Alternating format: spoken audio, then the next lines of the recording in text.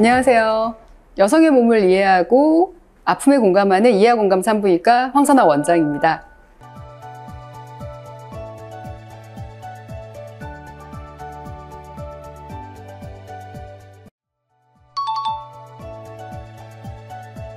네, 산부인과에서 성형하면 남자분들도 알고 계신 용어가 하나 있습니다. 이쁜이 수술. 그래서 이제 저희 선배님들도 뭐 성형을 한다, 여성 성형을 한다 그러면 그 뭐 이쁘게 하는 거 그거 이렇게 대답을 하세요. 근데 뭔지는 정확하게 모르시는데 약간 은밀하게, 음흉하게 이제 약간 그런 반응을 보이시는 분들이 계시더라고요. 오늘은 이쁜이 수술이 정확히 뭐고, 그리고 어떤 분들이 이쁜이 수술에 해당하고, 이런 점에 대해서 제가 조금 자세히 설명을 드리도록 하겠습니다. 자, 그러면은 이쁜이 수술은 어느 부분을 하는 걸까요? 첫 번째, 천여막. 두 번째, 질. 세 번째, 자궁. 답은 2번, 질 부분이 되겠습니다. 과연 이뻐지기 위해서 하는 게 질성형인가? 사실 그건 아닙니다. 우리가 나이가 들어가면 자연스럽게 노화라는 과정을 겪는데요. 이 과정에서 자궁과 질을 탄탄하게 잡고 있던 인대 부분이 점점점 하중위에서 밑으로 늘어지게 됩니다. 그러면서 자궁하수도 일부 일어날 수가 있고요. 질 조직도 탄력성이 떨어지게 됩니다.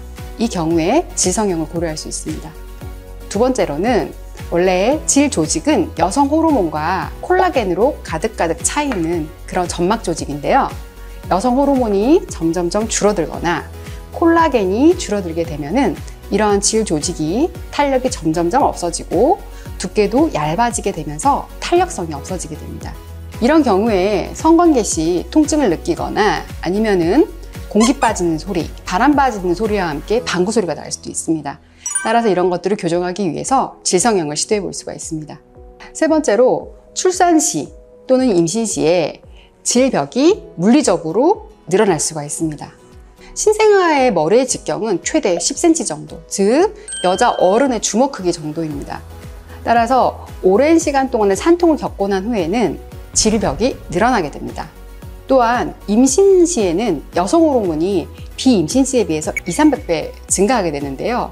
마치 정말 살쪘던 사람이 갑자기 살을 빼게 되면 피부가 쭈글쭈글하게 되듯이 질벽 조직도 여성 호르몬이 갑자기 빠지게 되면서 쭈글쭈글하게 되는 과정을 겪게 되겠습니다. 이런 경우에는 질성형을 시도해 볼 수가 있습니다. 이쁜이 수술에서 가장 중요한 것은 겉에 점막층만 좁히는 게 중요하지 않습니다. 기본적으로 제가 말씀드린 세 가지의 경우에는 점막층 아래에 있는 근육층, 근막층까지 늘어나 있는 경우들이 많은데요. 이 경우에는 이쁜이 수술, 즉 질성형을 할 때 점막층뿐만이 아니라 근막층, 그 밑에 있는 근육층까지 탄탄하게 제대로 묶어줘야지 질성형의 본래의 목적을 달성할 수 있습니다. 자칫 잘못된 질성형으로 인해서 성관계가 힘들어진다거나 오히려 통증을 느낀다거나 아니면 삽입이 안 될 정도로 좁아진 경우들이 가끔 있을 수 있는데요.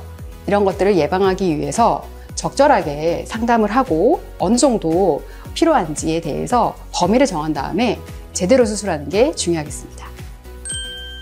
이쁜이 수술을 원한다. 그거는 질성형을 뜻하고요. 건강한 성생활 뿐만 아니라 삶의 질을 위해서 적절한 질성형을 선택하시는 게 중요하겠습니다.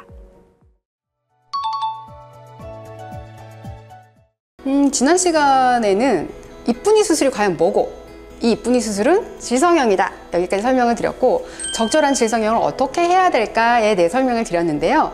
이번 시간에는 가장 중요한 거, 이런 사람 절대 질성형 안 된다에 대해서 좀 설명을 드리도록 하겠습니다. 이런 분들은 절대 이쁜이 수술 하시면 후회합니다. 폐경 이후에 이쁜이 수술을 시도하시는 경우입니다. 폐경이 되면 여성 호르몬의 생산이 확 줄어들기 때문에 질은 점점점 위축되고 작아집니다. 그게 자연적인 코스인데, 이 경우에 이쁜이 수술로 질 면적을 좁히게 되면은 안 그래도 점점점 좁아지고 있는 질의 볼륨이 더 줄어들게 됩니다. 이런 경우에는 물리적인 수술보다는 다른 방법을 강구하시는 것을 추천드립니다. 예를 들어서 레이저 시술을 통해서 질 점막 조직을 재생하게 만든달지, 아니면 볼륨을 채우든지 질 세포 점막을 새롭게 재생하는 재생술을 하시는 것을 추천드립니다. 예전에는 질축소술, 즉 이쁜이 수술만이 답이었습니다. 하지만 지금은 의학기술도 발달했고 여러 가지 대처할 수 있는 방법이 많아졌습니다. 따라서 전문의와 상의를 하셔서 나에게 맞는 그런 질 성형에 대해서 고민을 해보시면 어떨까 싶습니다. 어느 날 진료실로 20대 초반에 여성분이 들어오셨습니다. 제가 초등학교 3학년 때쯤에 수영장에 처음에 갔는데 옷을 갈아입는데 저만 뭔가 까만 게 있어서 너무 부끄러웠어요. 그 다음에 첫 남자친구가 생겨서 너무 고민이 돼서 원장님께 왔습니다. 그래서 내진을 해봤는데 약간 고민이 될 법한 그런 상황이었습니다. 사춘기가 지나면서 여성 호르몬의 과도한 발달로 인해서 숨기고 사시는 분들이 있습니다. 까맣게 발달되어 있고 크기도 하고 약간 나방처럼 대음순을 덮고 있는 경우들이 있습니다. 이런 경우에는 소음순 절제술을 통해서 본인 나이에 걸맞은 굵기, 색깔, 두께를 찾아드릴 수가 있습니다. 출산을 마치신 분들의 경우에는 질도 늘어지기도 하지만 겉을 감싸고 있는 소음순 날개도 늘어지기 쉽습니다. 그리고 수유를 하고 여성 호르몬이 증가를 했기 때문에 소음순 색깔도 착색이 되고 늘어나기가 쉽습니다. 이렇게 출산이라는 숭고한 희생을 했지만 그 뒤에 남는 흔적으로 인해서 고민하는 분들이 있을 텐데요. 이렇게 출산 후에 고민을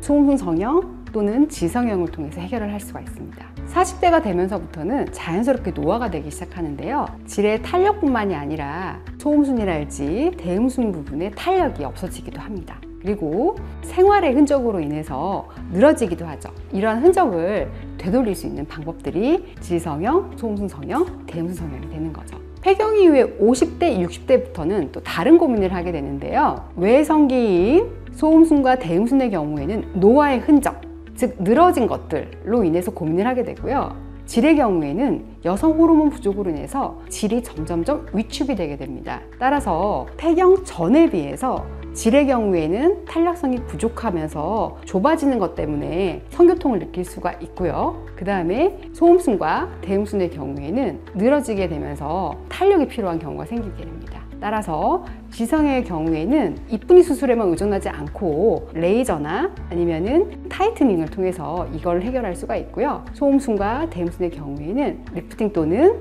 거상술을 통해서 해결을 할 수가 있습니다. 오늘은 연령별 고민에 대해서 알아봤는데요. 나에게 맞는 적절한 수술과 시술에 대해서 전문의와 상의하시면 만족감을 많이 높일 수 있을 것 같습니다.